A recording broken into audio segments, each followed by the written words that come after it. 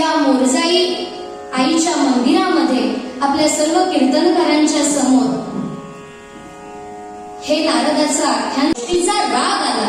ब्रह्मदेवाला शाप तरी काय देणार, कारण त्यांचं वर्तन जे होतं ते नरकातल्या देखील मानवाला, नरकातल्या देखील प्रत्येकाला लाजवणार असं होतं.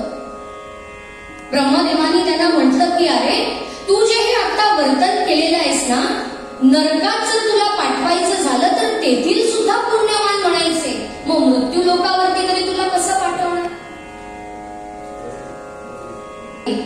उपवर्ण नावाचे जे गंधर्व होते ते म्हणाले की मला क्षमा करा, मला असा उशाप द्या, मी दीन भावनेने शरण आलोय तुमच्या पायाशी, मला काहीतरी उशाप द्या, मी यातून काहीतरी मार्ग काढेल.